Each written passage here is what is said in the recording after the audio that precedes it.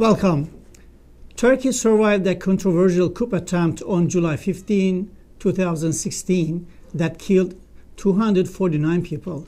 Immediately right after the putsch, the Justice and Development Party, AKP, government, along with President Erdoğan, pinned the blame on the Gülen or Hizmet movement. Gülen, who inspired the movement, strongly denied having any role in the failed coup and called for an international investigation into it. But President Erdoğan, calling the coup attempt a gift from God, and the government initiated a widespread purge aimed at cleansing sympathizers of the movement from within state institutions, dehumanizing its popular figures and putting them in custody. According to the latest figures, 150,000 people, including judges, teachers, civil servants, police, dismissed, 500,000 people detained, and 85,000 people arrested. We are going to talk with Mr. David Kitz, who visited Turkish refugees in Greece who fled persecution being carried out by the regime of President Recep Tayyip Erdoğan. Welcome, Mr. David. As we noticed that you visited Greece last year and met some Turkish refugees, mostly who have linked with the Hizmet movement. And would you like to share us some of your impressions about the Turkish refugees over there? What did they tell you, and then about their stories? Well, it was in many ways rather difficult to hear their stories because they obviously suffered a lot, and just to escape from Turkey itself. In almost every case, they crossed this river and hired smugglers to get them out of the country. Most often it was because there were warrants for their arrest, and they'd often been in hiding for quite some time already. So, or in some cases they'd also been in prison. So there was this urgency to get out of the country, and they were willing to essentially risk their lives to escape. So hearing their stories was quite, in some cases, quite difficult because you knew they lived this reality of fear, and that their homeland, their country, had really turned against them. Their government had turned against them, and so I think it was difficult to hear some of those stories. If you want, I could just relate a few of them that I know. The first evening we got there, I had an interview with a journalist with Zaman, the daily newspaper at that time, and he had escaped, and he had, I believe, spent some time in prison as well. But the newspaper had been shut down, and he had reported about the smuggling of arms from Turkey into Syria in support of the ISIS fighters. And when that news broke and so on, I know there was a real clampdown, and just hearing his story of how the news organization was shut down, how I believe he was also imprisoned, and then was able later to get out, and really just this clampdown on controlling what people were hearing. So it really spoke to the ideas of freedom of the press, and I think those are some of those essential features of a democracy that I know here in Canada we respect and would like to see that all over the world, where people can report really what's going on, the truth of what's going on. So it was quite a gripping story to hear that. There were really two other families that really stood out. One was a couple that had, he had been with a teacher with, actually a teacher of the deaf. And he had also been an organizer, a union organizer with connections to Hizmet. And he had to flee with his wife. And just that whole idea of, I have to say, I've been a teacher for 35 years. I'm a retired teacher. So the idea of simply having to flee because you're a teacher, because there's a warrant for your arrest, it seemed just so strange, so foreign, so wrong that someone like this would have to flee for their lives, really. And so I found that story particularly troubling. Okay, so what is the most impressive story you got from them when you talk with them? Well, I think probably the last morning I was there in Athens, we had breakfast with a family of three. Oh, well, a family with three children, I should say.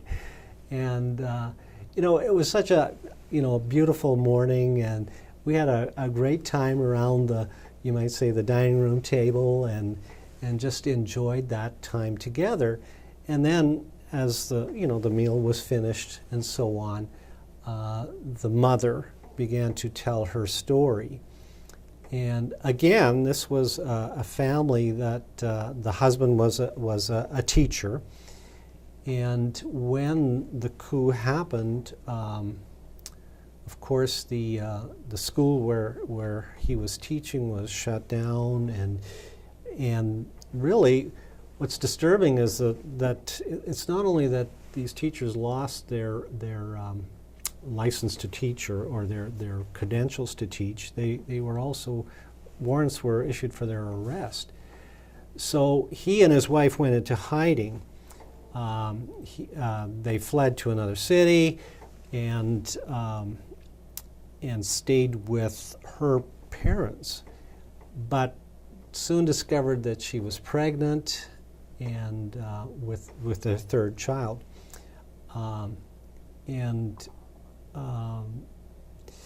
Of course, in a situation like that, then the natural thing for her, she said, would be to seek prenatal care and see a doctor and have regular visits during the pregnancy and so on. But because of the situation that her husband, if she went to a doctor, she'd be identified as being with the Hizmet movement, and her husband being a teacher, that immediately would trigger their arrest. So she put this off or avoided that completely. But unfortunately, late in the pregnancy, she was having some severe bleeding and made the decision that she really needed to see a doctor. So she decided to go. And she was scheduled for a cesarean section. And the startling thing, when she told me this story, is that when the cesarean went ahead, the surgery went ahead, and when she came to in the recovery room, she was surrounded by 4 police officers who demanded that she sign these papers confessing that she was a terrorist, essentially, or part of a terrorist organization. And this is someone who has just come to, has just been revived from surgery, and to have this happen. And anyway, she had the courage to refuse to sign, but they kept this pressure on continually, and finally, demanded that they take her to the police station, which they eventually did, and when they put her in what we would call a paddy wagon and transported her, they ripped the stitches that from the surgery, and she was bleeding, etc., and just went through this horrible ordeal. Then they furthermore threatened to transport her back to the city where the warrant for her husband's arrest was issued. And this pressure on her, continued for, she said, about 18 hours. And the doctors tried to intervene, tried to prevent that. Of course, she had this baby that needed to be nursed.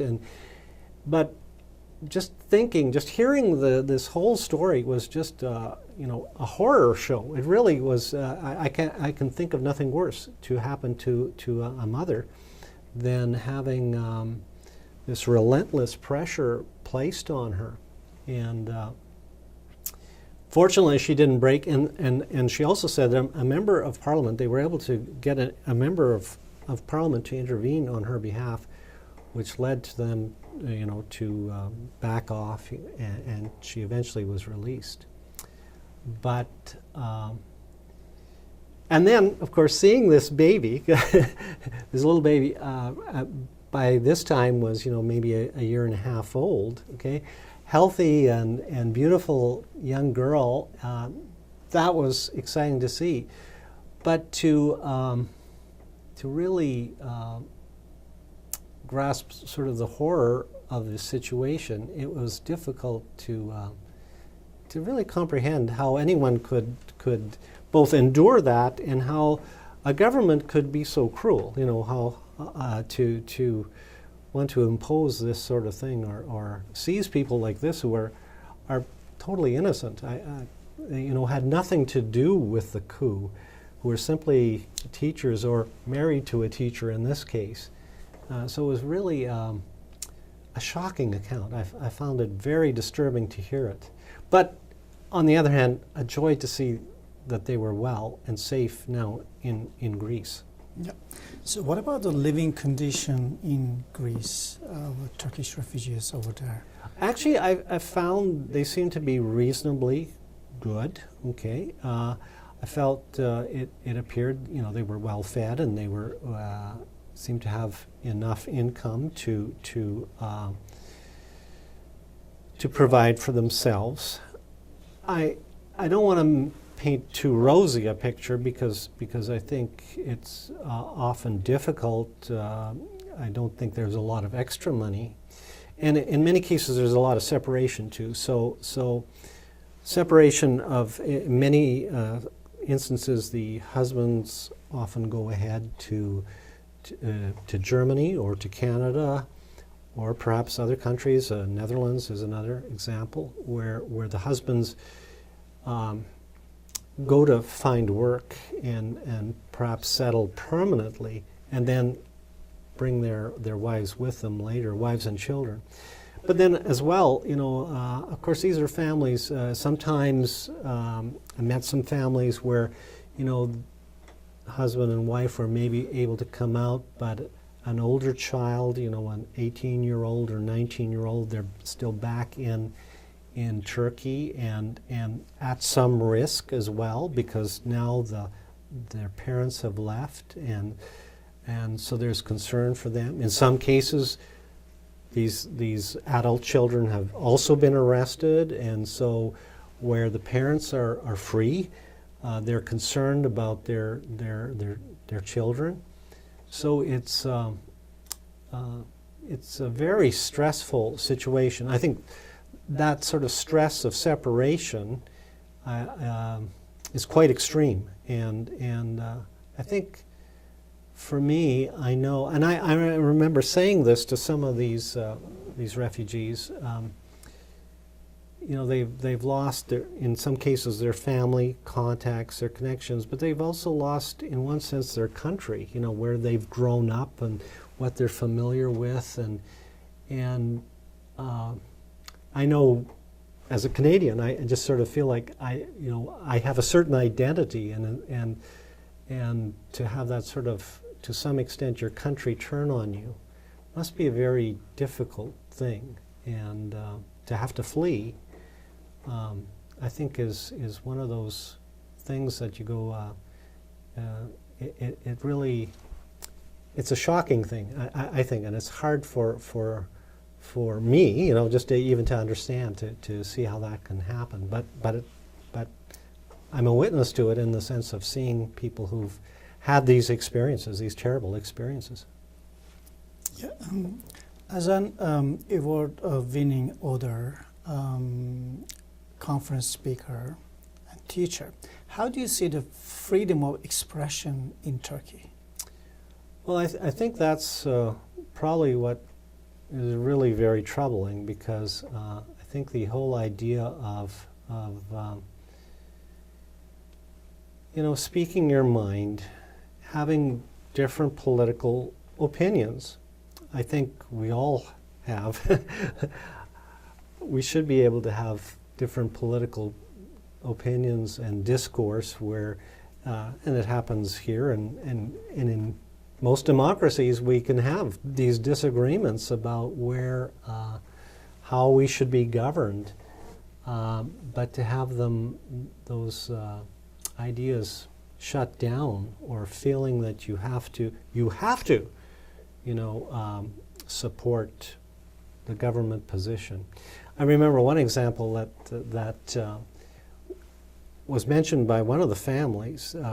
While they were in hiding, one of the things they did is they put up a picture of Erdoğan in the bedroom, or in clearly visible in some prominent place, so that if the police came in, or there would be this sense of, oh, well, they're of the right party, or they respect the leader. Okay, but really this was only done to as a ruse, as to hide their true beliefs. But it's this sort of sense that you have to pretend to be something you're not to be accepted within the society. I think is very it really handicaps it. Frustrates. It frustrates me, and I'm sure it frustrates the people who have to live under that kind of regime, where you have to think a certain way or agree with a certain political position. So I think that whole idea of freedom of expression is really important, and freedom of belief, whether it's religious or simply or political. That you can express those thoughts. And have open discourse about them, because we're not always going to agree. We may well disagree, but disagreement is perfectly fine as long as it's not violent or doesn't lead to one hurting one another. Yeah. Really. So finally, regarding the human rights issues in Turkey, do you have any messages to Turkish government or international institutions? Well, I think, first of all, what I've seen or what I witnessed just talking to these people, these are massive human rights abuses, really, with 100 or 1,000 or more people in prison. After I returned, met with a family, and where, again, it was a teacher who the wife that I met, again, she was a Turkish refugee that had come here, was able to get here, but her father had been a retired teacher in Turkey, and he was arrested in this scoop of all the teachers being arrested and thrown in prison, and he developed cancer, and in a prison with 24 other prisoners, in the same cell. Just thinking about that makes me cringe. The difficulties of this, an older man, a grandfather, suffering in these sort of states. Then he has cancer, and rather than release this old retired teacher and let him finish his days in peace, No, they keep him in prison, and ultimately family refused to allow to see him, and he dies there, and that's how his body was finally released after he's dead. You know, it's just sort of shocking, these sorts of things when you read them, when you encounter them, hear stories like this. So the idea of human rights, these are horrible human rights abuses. When people who are really innocent of any involvement in this coup are just rounded up and thrown in prison, it's a terrible, terrible situation. And so, you know, it's simply distressing to hear this sort of thing. So, do I have advice? I guess the advice, I would hope there would be at some point a change in government or a change in the heart of these decision makers who are forcing this on people who because of their perhaps religious beliefs, okay, or are simply being persecuted. So I think